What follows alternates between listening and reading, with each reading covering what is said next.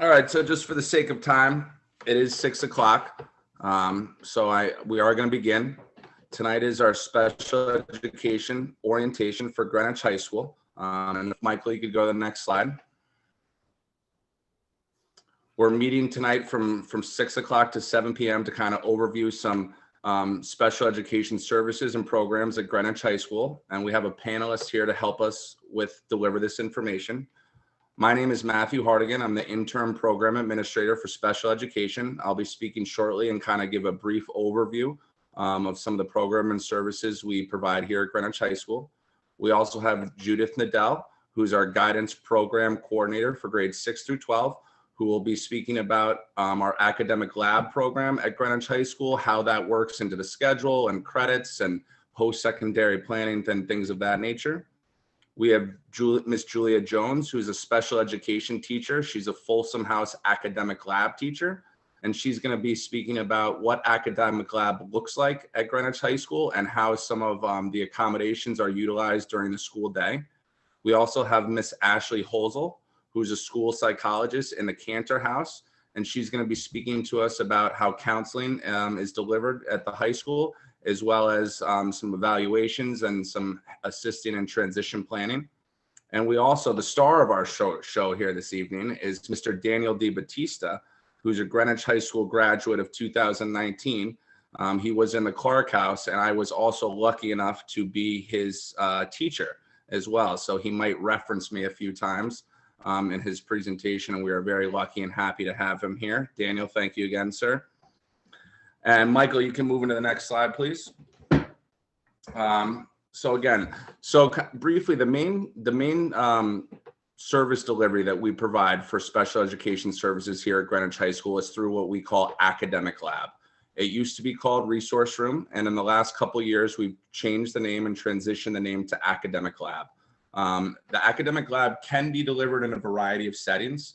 Our largest program is our house-based academic lab, where there's 2 special education teachers in each house, and they're delivering the academic lab services through the house. And in academic lab, they'll be working on their IEP goals and objectives, but they'll also be utilizing the curriculum and the classes that they're taking to work on those goals. For example, if you had a goal around organization and writing, as opposed to writing an essay just for academic lab, instead you might use an essay that you are working on for English, and you would work on the IEP goals through the curriculum. Again, that was the house-based academic lab system. All the academic labs are similar, but we also offer them in our academic and wellness center, an academic lab program, and these are just more specialized academic labs. We also have a functional academic lab and a comprehensive academic lab, which work on activities of daily living. They do provide some more support for students and also help with post-secondary and transition planning. We also deliver counseling in all programs throughout the building. That could be with a social worker or with a school psychologist.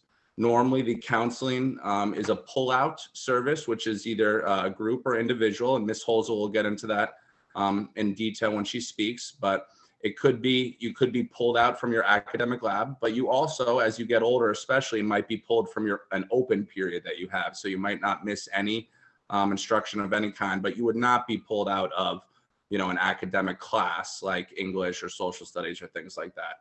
Very similar with speech, same model. And both the speech pathologist and the social worker or school psychologist work very closely with, so the academic lab teacher is also referred to as the special education monitor. So they're the monitor of the IEP, and they work closely with all of the related services, whether that's counseling or speech or occupational therapy or physical therapy. But again, the school psychologist or the speech pathologist might coordinate around working on goals together. They might help write goals together. They might make suggestions for modifications or accommodations and how to best support the students over time. One of our goals as well is to increase student independence over our 4 years here. So when students transition to Greenwich High School as a 9th grade student, we like to provide them with a healthy amount of support to begin their transition to Greenwich High School. But as the years go on, we really like to teach them strategies so they can begin to become more independent. So they might start off with having academic lab every day, and they might end their career having academic lab every other day, or once a week, or twice a week. And we'll talk about that more as the presentation continues. Something else at the high school that will be new to you all is that when your son or daughter or family member turns the age of 15 years old, we need to put transition goals in the IEP. And those transition goals relate to post-secondary planning, which might be a college or a community college or another type of post-secondary program, or it could also be for career planning. So you'll have a goal in each category, one that would be focusing on some post-secondary planning, and the other would be on career interests. So that's kind of just an overview of what we're going to hear shortly. And again, we have someone speaking from the academic lab, from counseling. We also have Ms. Nedell from a guidance perspective. And then of course, Mr. DiBattista to kind of wrap things up, to hear from him specifically how his experiences were. As we go, we do have a chat box open. If you have any questions as we go, feel free to write them in there. And at the end, we'll leave a few minutes to circle back to answer those questions. And we're shooting to finish up around 7 p.m. So Michael, you can go to the next slide, and Ms. Nedell, that would be you. Thank you. Okay. Hello, everyone. My name is Judy Nedell. My email and, formal name is Judith, and you probably recognize me from, the handful of emails I have now sent to you and your children in regard to the course selection process. I kind of wear many hats at Greenwich High School, but one of the things that I like the most is that I get to work with all of the school counselors at Greenwich High School. So just like now in middle school that your child has a school counselor they're assigned to, we do it a little differently at Greenwich High School. Each counselor will be assigned to a student in one of the 5 houses. So we have 15 house counselors at Greenwich High School. In addition, we have a college and career counselor who typically works with juniors and seniors. And so your sons and daughters will have access to that counselor as well when they get to be in junior and senior year. And we also have a transition coordinator. He is a certified school counselor. He's very familiar with, kind of specialty programs after high school and resources for families with students with disabilities. So it's really nice that we have, a whole team of people that will work with students on things like course selection, graduation requirements, academic support and things like that, as well as a lot of post-secondary planning at Greenwich High School. So one of the nice perks about, being in the special education program in the Greenwich Public Schools is that 8th graders will hear a little bit earlier than other 8th graders which house they have been assigned to and which counselor they have been assigned to, because the Greenwich High School counselor will be attending the transition PPT that we have at Greenwich High School. Well, actually, I guess they're going to be virtual this year. Typically, we bring in people, but I guess this year it will be virtual, but you will get to meet your counselor at that PPT. So now, prior to being assigned to a counselor at Greenwich High School, please work through the course selection process now with your 8th grade counselor and the 8th grade team. The 8th grade team is going to be making recommendations about the level of coursework that we recommend for 9th grade. Please know that whatever level is recommended for 9th grade is not set in stone. Many students start with, college preparatory or even basic level courses, and then we'll move along into honors and other advanced courses as the years go on. We do want all students to have a challenging course schedule, but we don't want them to be overwhelmed. We want them to have a nice transcript, as a foundation for their freshman year. So again, work with your 8th grade team and your 8th grade counselor now. Have your sons and daughters please select whatever elective they think they will most enjoy, that they want to get involved in at Greenwich High School, and don't worry about where the academic lab will fit in their schedule. If you select 6 or 6.5 credits, there should be room for 6 blocks of academic lab if that's what the PPT decides. If there is any adjustment that needs to be made to the course request, the Greenwich High School counselor who is attending that PPT and learns about how many academic lab blocks the team decides that the student needs in their first year at Greenwich High School, they will adjust any course requests or schedule in the future for the 8th graders. So again, work with the team now, meet those deadlines of, I think it's the end of February for electives and the end of March to have everything all wrapped up.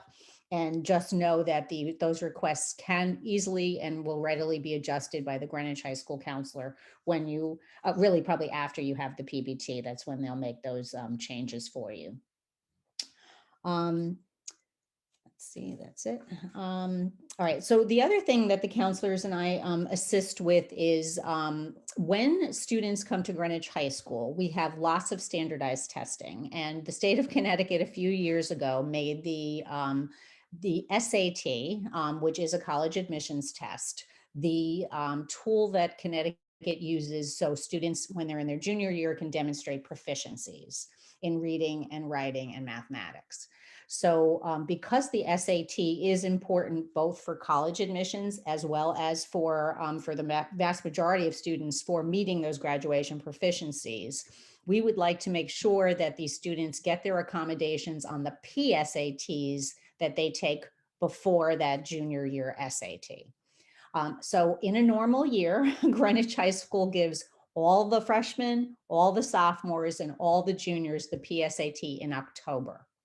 So you may say to yourself, well, how will my child, get the accommodations for the College Board for the 9th grade PSAT? You don't have to worry about that. Thankfully, only sophomores and juniors taking the PSAT need to have those accommodations set prior to taking the tests. So what we recommend typically for freshmen, you will work with your school counselor and with your academic lab teacher to make this determination in like September, basically for October.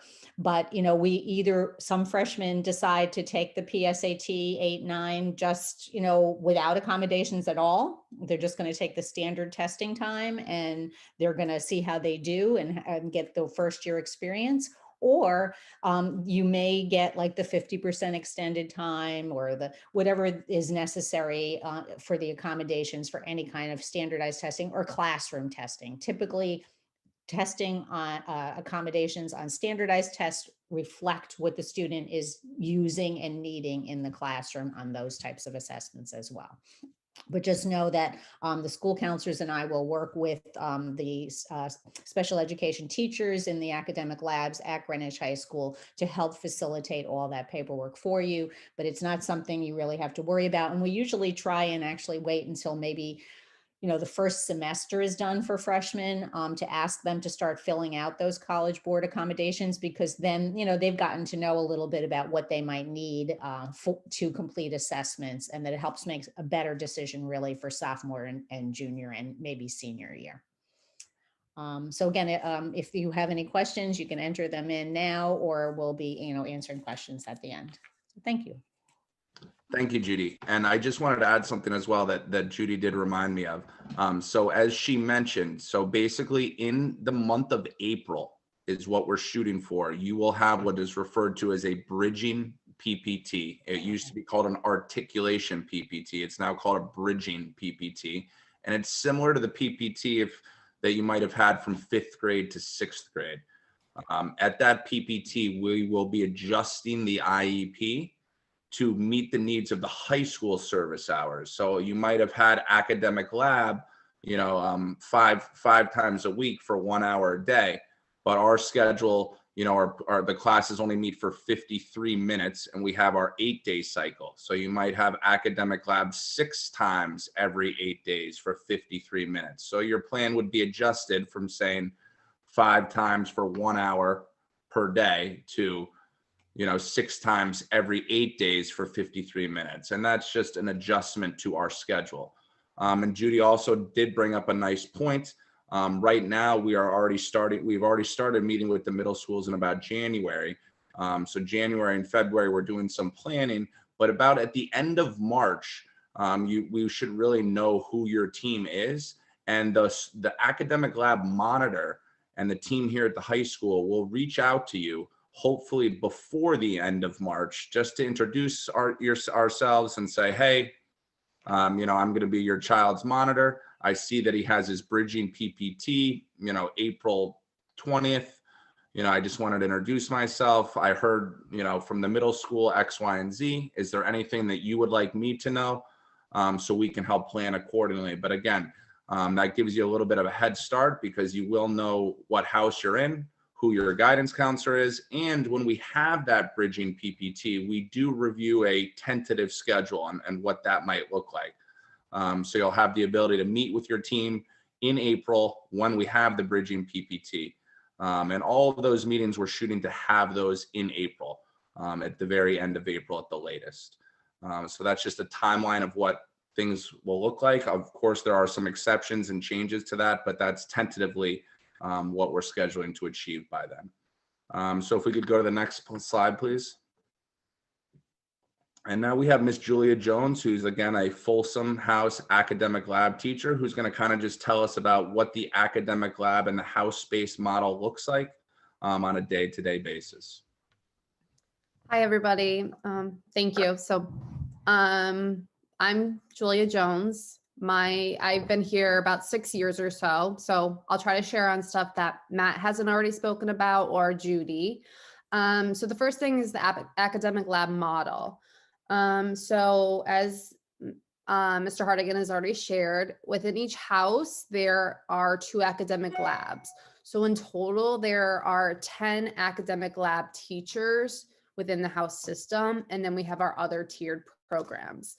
The academic lab is considered the least restricted environment a student in special education can be placed in. If a student is struggling at the high school level, they could be placed in a more restrictive environment, which we could then consider the wellness center, which we at the high school level consider a school within a school. And then, or they might need a different level of support, which would be the SSAL that Mr. Hartigan spoke about, or the SFSAL. But the academic lab model. So class sizes could range between 2 students or 12 students, depending on how their schedule falls. It could be with freshmen, sophomores, juniors, or seniors. Again, it's all dependent upon how their schedule falls. Also, if they're 3 times a cycle, 6 times a cycle, 9 times a cycle, or 12 times a cycle. Typically, students who are in house-based academic lab do not need 12 times a cycle, unless there are medical concerns, social emotional concerns. But every student is different, which is why it's called individualized education plans. The classes for academic lab are in the corners of each houses, and the 2 teachers work in conjunction with each other, as well as the collaboration of the house teams, the gen ed teachers, and the guidance counselors, like Ms. Nedell spoke about. Accommodations for test taking. So on top of the IEP accommodations for SATs, students have their page 8 accommodations usually transfer over from the middle school. And then they have that availability here at the high school. Usually that first year, we don't make too many adjustments, because it's our opportunity to get to know the child and get to know how they learn best at the high school. They have the same availability to take tests in separate setting. That separate setting is usually the academic lab, because that is a quiet, safe space for them. They get their extra time, they get tests read to them, modified tests, all that sort of stuff. And your option to adjust page 8 happens at a PPT meeting. The transition to the high school. So like Mr. Hartigan said, we usually begin that in the 8th grade year at the bridging meetings, which occur in April. And a member of the 2 members usually of the high school team participate in that. Now that's virtually, I'm not sure if it'll be the whole high school team or part of the middle school team. I'm not sure how that'll work. But people will be there. It'll be the house special ed teacher and the guidance counselor at least. And then when they begin in the fall, the high school is a big, scary place. So the house system helps to create it smaller. The academic lab teachers try to make sure that the student knows everybody within the house. They know the social worker, they know the psychologist, they know the 3 guidance counselors, they know the house dean, they know the house administrator. Because if the special ed teacher may be absent one day, they know who the other special ed teacher is, but maybe they need to go refer to someone else. They might not be IEP to see the counselor or the social worker, but maybe they're having a tough day. So they need to go see that. And Ms. Holzel can speak more to that on the next slide. It's a big building of 3,000 kids, but we try to make it as small as possible for that first year because we're working on those advocating skills. Academic evaluations. So every 3 years, a student is up for a triennial evaluation, which I'm sure you guys are all very accustomed to. But at the high school level, we try to time the testing appropriately for college purposes. We don't test for college, but we try to have the most accurate testing for that, so that the student has those accommodations and those most recent evaluations for them to take with them. So as you guys all are familiar with, probably there's 2 options during a triennial planning year, and that is the evaluation process for testing or the records review process, in which they review the files and do a classroom observation. Academic evaluations consist of reading, writing, and math. And Ms. Holzel can speak about the cognitive and what that looks like at the high school level. I'm going to kind of skip over the goals for a minute and talk about the summary performance, because that goes with the evaluations. The summary performance is used in conjunction with the evaluations that are done, as that is your packet that you take with you when you graduate here. And that's really important, because as we start to reduce you out of supports in the academic lab, so maybe you begin your high school journey at 9 times a cycle, which means you're meeting every day, and sometimes it could be twice a day, because you need that extra level of support through that transition period.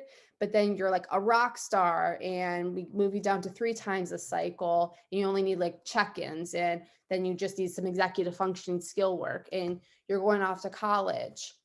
You have to be able to articulate your strengths and weaknesses. So that summary performance is a packet that consists of 8 pages, I think it is, of overview of your reading, your writing, your math, your executive functioning, your cognitive, your processing speed, your social emotional, all that written out in common language that your child works on and your academic lab teacher write out, so that the student can articulate to the Office of Disabilities. And then how it looks like in a school setting. With that said, any evaluations done at the high school level go along with them. And the most recent, I'm sorry, my dog is, the most recent evaluations in IEP as well. That is a packet that you get to choose whether or not you want to disclose to the Office of Disabilities, because when a child graduates high school, the IEP ends. So it's an important packet, and I'm sure as we get further in the presentation, it'll get spoken about again. Which brings me back to the transition and post-secondary planning.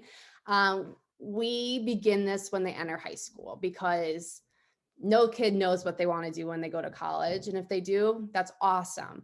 But we want to get them thinking about what are their strengths, what are their interests, and what might they want to do in their future. So we begin by doing interest inventories. We use Naviance with their guidance counselors, and we just get them comfortable in their own skin of saying, I'm really good at this. I'm not so great at this. I need to work on this. We get them identifying their IEP and articulating where their strengths are and where their weaknesses are, what their accommodations are, what their accommodations aren't.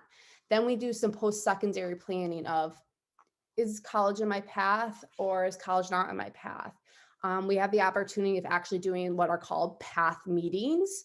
And we work with our transition coordinator, Mr. Laverme, and he's great. He facilitates a meeting, which is an informal meeting where anybody in the student's family can come, their teachers can come, and we're able to just sit down and talk about a path for this child. And then with that, like each year from freshman year to senior year, we narrow the goals and objectives down so that by senior year, you're working directly on, this is my career path. Oh, I want to study business finance. This is what I'm doing. I'm going to apply for a summer internship doing this. Yeah, I think that covers academic lab to the best of the abilities. If you guys have questions, you can answer them or ask them in the box, and then I'll try to answer them at the end. Thank you, Ms. Jones. And I do see the questions in the chat box. And as we stated before, we'll wait to get to all those at the end because I do want to answer the ones that are in there so far. So if you do have any questions as we go, feel free to continue to put them into the chat box. And for the next slide, please, we have Miss Ashley Holzel, who's our school psychologist in the Cantor House. Hi, everyone. Nice to meet you. So as Mr. Hartigan said, I'm Ashley Holzel. I'm the school psychologist in Cantor House. And as I believe we already discussed, every house has a school psychologist and a social worker. Now, your child who receives counseling related services on their IEP can see either one. It doesn't matter. It's actually pretty random. And we both see students for counseling services. So generally, students who receive related counseling services through their IEP, they've received that service because it's been determined that the student's social, emotional, or behavioral functioning is really a function of their identified struggle, and it's significantly impacting their academic functioning. So basically, students with IEPs may receive counseling services through their IEP if they fit that description, or they may have an IEP but actually receive counseling services informally if they just really benefit from having someone to talk through, say, like a short-term struggle. Maybe it's a social struggle or something going on at home, but it's really not having like an overall negative effect on their academic performance. That actually happens very often. It's very common. So as we've all talked about all along, counseling as well as your student's IEP is completely individualized to meet each student's unique need. A student may receive counseling services each cycle on an individual basis, in a group setting, and or they may receive regular check-ins through the counseling process. So for example, again, and just an example, many students that I see receive counseling services one time a cycle individually. However, some that have maybe more social, emotional, or behavioral needs may receive counseling a few times a cycle as well as check-ins. Additionally, students who have some more significant struggles, let's just say social skills. Now, they may receive counseling one time a cycle individually to learn the skills, but then they actually may additionally receive group counseling to practice the skills. So again, they would have it twice a cycle. Again, very individualized, and it really depends on the student. So transitioning to high school, I know we covered this a bit. As Ms. Jones mentioned, the high school can seem like a really big, scary place for students. So for our students who are nervous about the transition, and it is totally normal, we can definitely do a couple things. So this year, because we are on a virtual model, we can certainly plan in the spring, like a quick virtual just meet and greet with the students team. It could be hopefully all of us together, but because of scheduling, it could even just be one-on-one. And I've had students come in normally in the building in the spring, and that seems to really just start to ease the anxiety. And then in the summer, like late summer, we could even have the student in early before the rest of the students to do a quick tour. That generally together seems to really, help the students, because then when they come in that first day, they don't feel like, they look around and everyone else is there for the first time. They feel like they actually have a little experience. So it even gives them a little bit of confidence. Additionally, extra support is definitely often provided in those first few transition weeks. And truthfully, after, when I talked to my freshmen, especially, the ones that I thought I was really nervous about transitioning, a lot of them really transition much quicker than we ever expected them to. Again, I know Ms. Jones talked about this, but because we do have the house model, this big, overwhelming school really does end up feeling like a small, intimate setting for them. And then with the academic lab, that is their home base, right? And so they always have that place to go to if they are struggling, if they're lost, if they don't want to eat lunch alone, whatever the case may be. They kind of have like a place that they can call home. So I think it really helps our students transition a lot. So goals and objectives, again, very individualized and have the overall goal of improving a student's functioning so that there's little negative impact on their academics. Again, goals are going to be completely individualized. I will give some examples though. Some goals may center around learning and utilizing coping skills in the moment, like in the classroom, when anxious or feeling depressed. For other students, we may work on improving their self-advocacy skills in the academic setting. So this would really be reaching out to teachers, emailing teachers, making appointments for extra help, asking them when they are absent for a day, things of that nature. Additionally, decreasing impulsive or any otherwise negative behaviors that are negatively impacting their education, or learning and practicing a variety of age-appropriate social skills that they can use now and obviously in the future, and as well as decision-making skills. Those 4 years in high school are big for decision-making, as we can imagine. There's a lot of maturing that goes along. So that is definitely a goal that is often worked on as well. And again, these are just to name a few. There's really no one size fits all. Now, as far as the testing goes, so during a student's triennial PBT meeting, or sooner, if the team deems that appropriate, the team will run through a checklist to determine if a student would benefit from updated or even new assessments. Now, in my world, that really centers around a student's psychological functioning. And it could include, but is not limited to, cognitive testing, which really is an umbrella term. There's many assessments that can be administered under that. Additionally, social, emotional, and behavioral rating scales that would be administered. We could assess the student's adaptive functioning, as well as doing behavioral observations in the classroom setting if the student has behaviors that we really want to gather more information about. And lastly, is going to be the post-secondary planning. Now, really for me, my role in the post-secondary planning is to work with students in the counseling setting to help them plan for their post-secondary life. So for me, one of the biggest things that I work on with my, we work on it throughout high school, but we then pick it up a lot in their senior year, is really truly gaining a true understanding of their strengths and their weaknesses. What does this look like for them? What college or after high school programs should they attend? And just really understanding what they can bring to the table, but as well as what support they may or may not need when they get to after high school. We also definitely focus a lot on gaining independence. As we know, whether it's they're going to college, going to a program, or even getting a job and living independently, they're going to need to all of a sudden be very independent. And that is shocking for many of them. Next is it becoming comfortable with the idea of graduating and having less support and possibly living on their own. Again, we work on their independence throughout their high school career, but I'm telling you, in those last like 6 weeks of high school, all of a sudden things become very real for these kids. And so I do spend a lot of time just working with them on the lessening their anxiety, allowing them to really feel proud for everything they've accomplished in high school, and leaving with the note that yes, they're losing support, but they're losing support because they truly don't really probably need that level of support anymore. And then lastly, of course, something we would work on throughout high school, but again, is very important after high school life, is decision making. So these are all things we work on really just to help them plan for life after high school.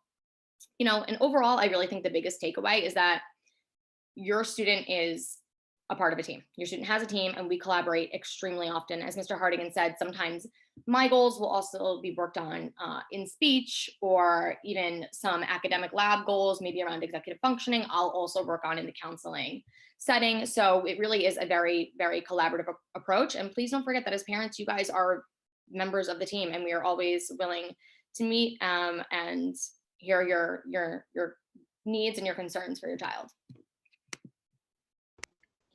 Thank you, Ashley. And for the next slide, please. And so for our last presenter here, we have Mr. Daniel DiBattista, who again is a Greenwich High School graduate of 2019.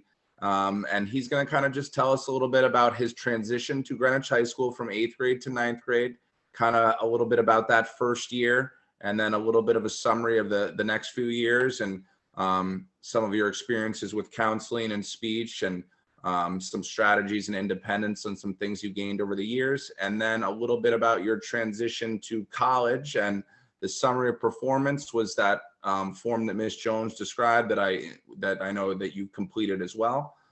So you could tell us a little bit about that. And again, no rush, whatever you're comfortable with, Daniel. Very happy to have you here tonight. And without further ado, our star of the show, Mr. DiBattista. Hi, I'm Daniel. Thank you so much for having me. So I graduated in 2019, and like everyone here said, like I was so scared of the high school too. Like I literally was like, oh my God, like this is gonna be so scary. This is gonna be, I mean, I just thought it was a huge place. But after like the first day, I had Mr. Hartigan twice the first day. So it was like so nice, so much better. And after like the first day, just in my personal experience, like I met these two girls from Eastern. I went to Central and we went to the beach like that same day. First day of high school was like perfect. And it just like made the whole transition easier, really. And I feel like, I don't know if they still do this, but there was like a club fair the first day, which is where I met a lot of people. And that for me made the transition easy. But I was definitely more scared about classes and everything like that and how I was going to be able to succeed, really, because it's just a big jump, really, from like my small middle school to like a huge high school. But academic lab definitely really did help me with like my schoolwork. And just because I, like, let's say if I had a paper due and I didn't really know what I was doing with it, I could ask Mr. Hartigan, or there were some other people in the room too. Or I was able to write, like go to another, or sometimes like my teacher would just come walk in coincidentally and I could talk with them about it. And academic lab really helped me focus on my goals. And I would go in there, work on my homework a lot of times, a project. And I know also I really enjoyed it because like I met other people in there too. And it just felt like everyone was there for me. And I started out with 12. I was like 9 like resource room, and then 3 like another class and content area comp it was called. And then after first semester it went down to 6. So it's kind of like, or sorry, 9. And then second semester went down to 6. And then sophomore year I think went down to like 3, or one of the years. And that just goes, I think, what everyone said about like learning your independence, really. So I went from having like a lot of support to kind of winding it out. And even though I was like, let's say like my junior, senior year, only there like 3 times, I still had the support. Like if I needed to like go there, like I think like there would be times where I need to print something out, like, oh, like I would just walk in comfortable. Like I would just walk in, print it out. And it honestly just became like a family thing. Like when I got my driver's license, I like came in, like I didn't even have class. And I was like, I passed, like I got it. So it was just like such a good, like my permit and all of that. It was just such like a great like family thing where it was like, they were hard on me, of course. Like you got to do your work or else you won't, you got to do it. But um, since I was just always someone who always like tried to be on top of my stuff, it was definitely a good place where like a family and all of that. And also for speech and counseling, I was pulled out of academic lab for that too. So I think for speech it started out as like twice a cycle. I saw this speech pathologist, Miss Herrick, now her name is, throughout like all 4 years. And I'm actually like majoring in speech pathology, which is so funny. Like I'm also doing psychology too, which is also so funny. So like I saw her twice a cycle, and with her, like once again, just became type of thing where it was like someone you get to get close with, you get to know over time. I enjoyed it because like whenever I went, we would just work on my goals, figure out what we were really like working on. She would correct me if I would like, sometimes I would just talk like I'm doing right now and just like tell her like what I did. Like I would just be like, oh, like I went out this weekend, like I went to New York City, whatever. And she would like be like, oh, you see, like you did this here. And so it just was like a fun experience. I mean, it just made it more enjoyable. And also counseling too. Um, the psychologist there was, she's, I mean, I don't know who it is now, but she was very like helpful with me. I know like I saw her, I don't remember how long, maybe like until sophomore year, and then I stopped, but I was pulled out of academic lab for that. So I didn't miss any like instruction from other classes like someone else had said. And I know with her, it was just always there like to help me with stuff. I know I had like an issue with like a class or something like that, and she was there. She helped me so much more than I could have ever asked. Like literally, like it was so nice just knowing that that was there for me. Even my mom, who's like on this call right now because my sister's like going to high school, was so impressed with it because it was just handled so nicely. Because I was able to go to her and be like, I'm having such an issue with this and that, and like I'm kind of a hot mess. Like, what do I do? And she provided me with strategies, and it was just like great with that too. And when it comes to post-secondary planning, so with college, I honestly never really knew where I wanted to go. Like, it's even a surprise where I am. Like, I go to Sacred Heart in Fairfield, but I never knew where I wanted to go. Like, Mr. Hartigan could probably tell you, I just had no, like, I wanted to go to college, but I had no idea where. So, in even like post-secondary planning, whether that be like, if you want to go to culinary school, like, they'll be there to help you with that too. But my experience was with college. So we would talk about just like, oh, well, here's like, he would give me like tips on like the SAT, like even that like post like college prep. Like, I got a certain SAT score and he was like, oh, that's great. But like, you could even get it up this summer if you do tutoring. And I was like, yeah, like, sounds great. And just in terms of the post-secondary planning, although my guidance counselor helped me with like the applications, he definitely did help me with like just kind of figuring out what I was doing, because I was very conflicted, it's a stressful process too. So just kind of having someone else to talk to about it could definitely help. And they were there for me like every single step of the way. Like, I remember like a decent amount of times Mr. Hartigan just pull up Navion. So we were just like, look at some schools, like see how many kids went to one school, look at the programs, which definitely helps, because sometimes when you do it by yourself, like there'd be times I'd be sitting at home doing it. I get so lost. I'd be like, I don't know what I'm looking at. And he would just help me look at it, be, okay, well, like, here's what you have to do and all of that. And then my email, hoping that says the class is canceled tomorrow. Summary of performance is, I did this like maybe like the last month of school, I think it was, or like last few months of school. It was for my accommodations into college and kind of filling out where I was at, which he kind of like Mr. Hartigan set me on my own for that, but he only did that because like he knew I could handle it. It wasn't like he was just like, do this or whatever, but he was there to help me with it. But it was just kind of asking me like typical questions. Like, I kind of forgot, but it was like basically about my accommodations, like why I need them, which was interesting to kind of write out. And it was not that difficult of a process, honestly. Like, it really wasn't that difficult. I mean, it was simple, and submitting them to college wasn't bad. So my accommodations at college, like it's a pretty like simple process. Like, I know for me, I could speak for two colleges because I took a summer class at another college and I had to submit my whole accommodations through them too. And the process is pretty similar. You just submit, like, for me, there's a portal, you just submit all your paperwork onto like one portal. Like, it's still there to this day. And then whoever is the director of accommodations at the college pretty much, I guess, reads through them and then goes and talks, like schedules a meeting with you. I went the summer going into college, I met with her, and I went with my mom because I was like a minor, and also I just like wanted her to be there. But I basically just talked with them about my accommodations, and it was pretty simple. It's like I basically was just like, oh, well, I would like separate testing setting, double time, use of like a laptop device and all of that. And she's basically, okay, I'll let you know what I could do about that. And I was like, and then she approved all of them. And I like further on, even later on, I don't even think I told anyone about like Mr. Hartigan about this, but I had to add an accommodation, and it was, I just submitted through a portal. I was like, I want to use my laptop to take notes because like my professors are like laptops away, but I was like, no, like I kind of need it.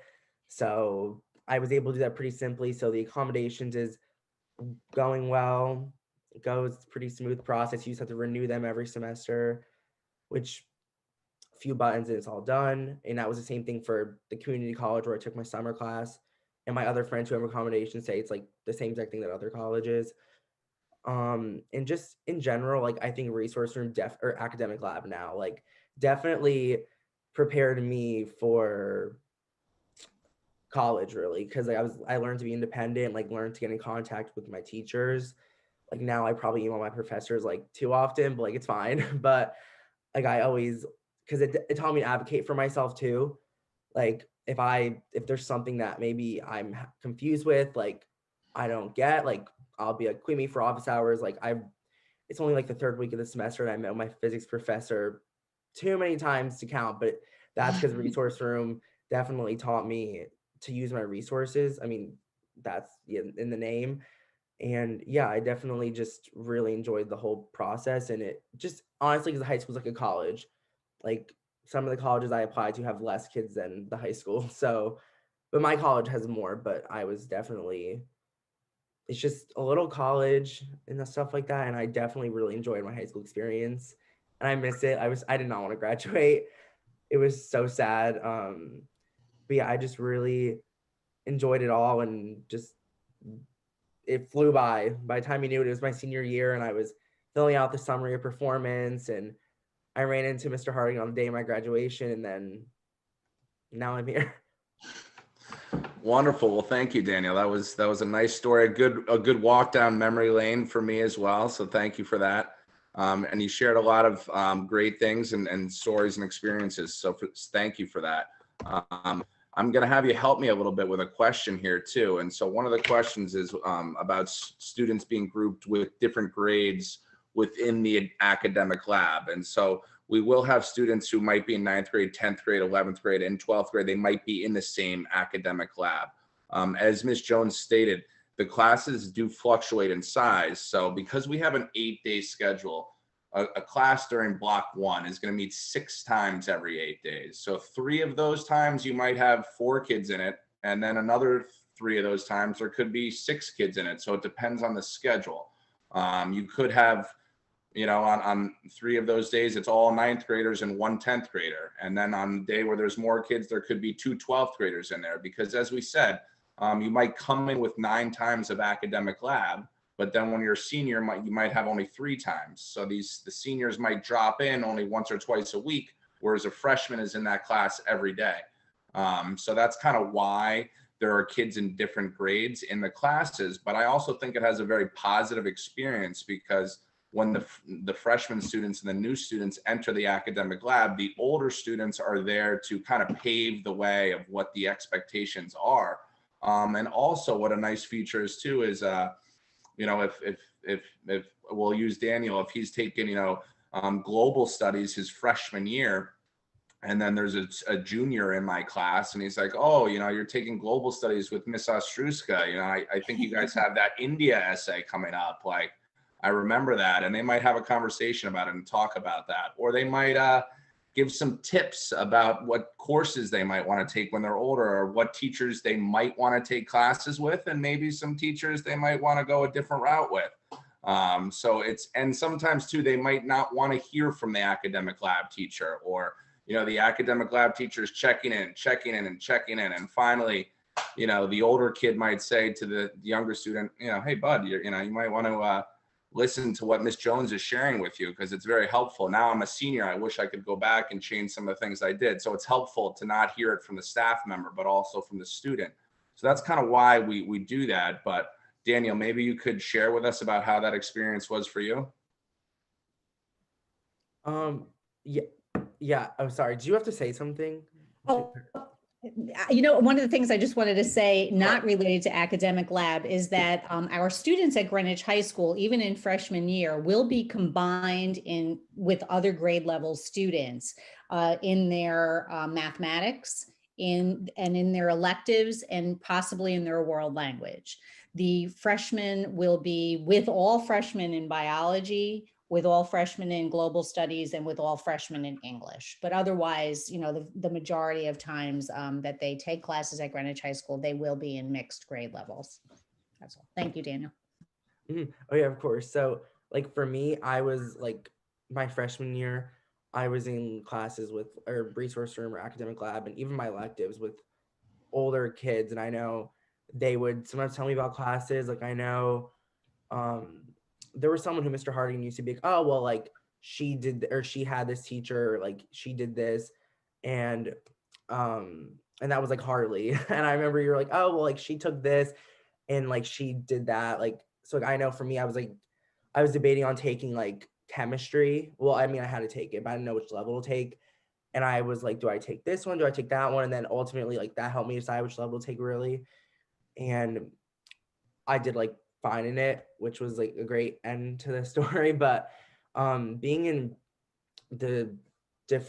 having different grade levels in my classes is great because you get to meet new people and just hear about their experiences with stuff too, make new friendships. And honestly, it just really helped me because I was able to ask them some questions, like hear where they're going to college, hear what they're gonna plan to do after high school, hear what they're majoring in, hear advice from them too, which was always like great for me to hear. I really liked hearing it because it just it's almost just like having like a family more in a sense, like having people to like go back to and ask stuff to. Wonderful. Thank you, Daniel. And we have another question here is, does our child attend the bridging meetings as well? And the answer to that question is yes. So at the high school level, all students are invited to their PPTs, every PPT we have, and it's strongly, strongly, strongly recommended that they attend the PPT. The PPT is about them and their planning. And for this, as we talked about, the student for understanding their strengths and weaknesses. So it can help with that post-secondary planning as they start to think about careers in college. It's helpful for them to guide the discussions, what's working, what's not working.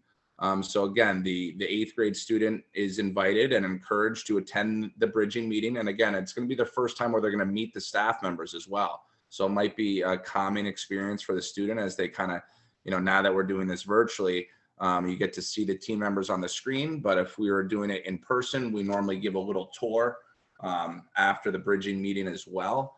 But all students are encouraged and recommended to come to their PPT meetings for all of high school.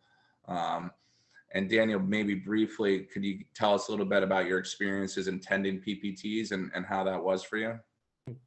Yeah, so I think all 4 years I always went to my PPT meetings, and I really enjoyed it because it's just kind of talking about you and like what you've pretty much accomplished and where your teachers feel you're at, which is always like a good thing to hear if it's like, because most times like good news. And I was able to be like, okay, well, here's where I'm at. And it kind of allowed me to advocate for myself too. If I felt like I needed something or if I didn't, like that's when like the PPT meetings were where my academic labs would be reduced. So in the meeting, I would discuss like, oh, like, or that's pretty much where we would be like, okay, you don't need this many. You could drop it down to 6 or 3 and then take an elective with that. So it was just always very helpful to have like my input and everyone else's input like on what's going on. Wonderful. Thank you again, Daniel. We'll get you off the hook for this. I don't think we'll need your expertise for this particular question. We have a question about foreign language, and Ms. Nedell, maybe you can help us with this. For foreign language, will most colleges accept American Sign Language as a foreign language requirement?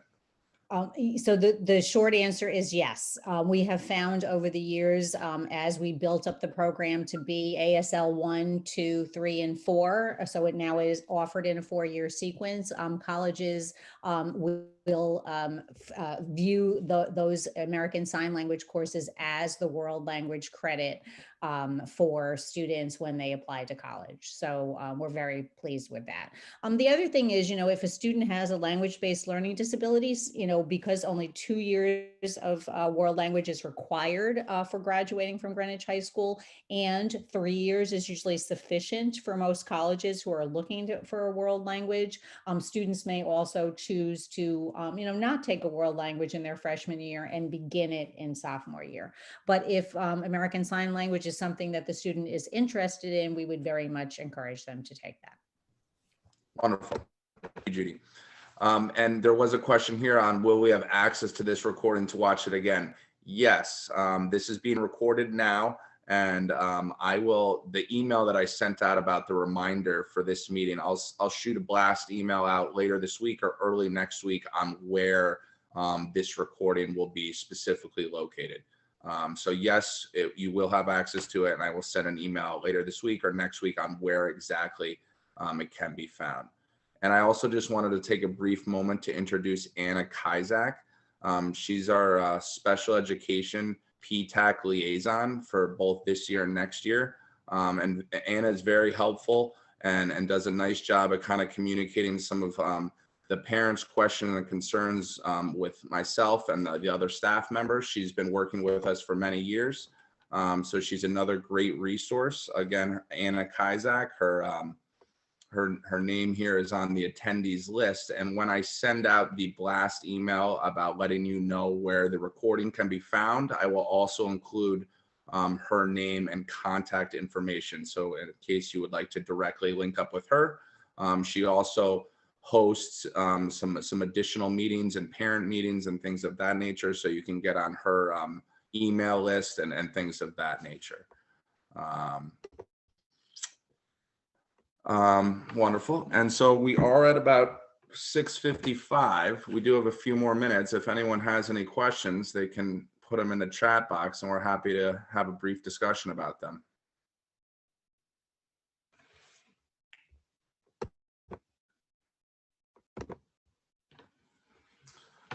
Well, again, if any other questions come up in the next minute or two, feel free to write them in. But again, I just wanted to thank you all so much for attending this evening. And Daniel, we very much thank you for attending. You did a great job. I feel like we owe you a nice meal after this, but I know you too well, and that you really did it out of the goodness of your heart. So I really appreciate that. And I really think you embody, what we really try to achieve, which is foster and grow independence with students. And, you came in as a ninth grade student, and, we supported you and helped you with your transition.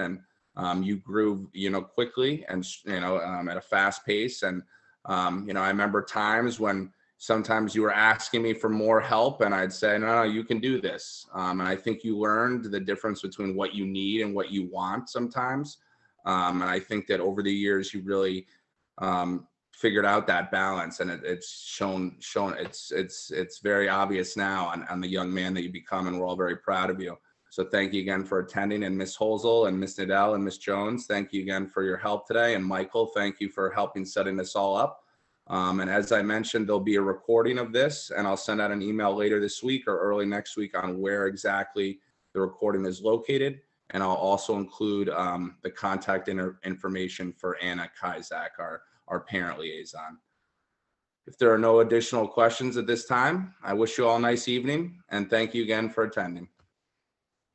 Thank you, everyone.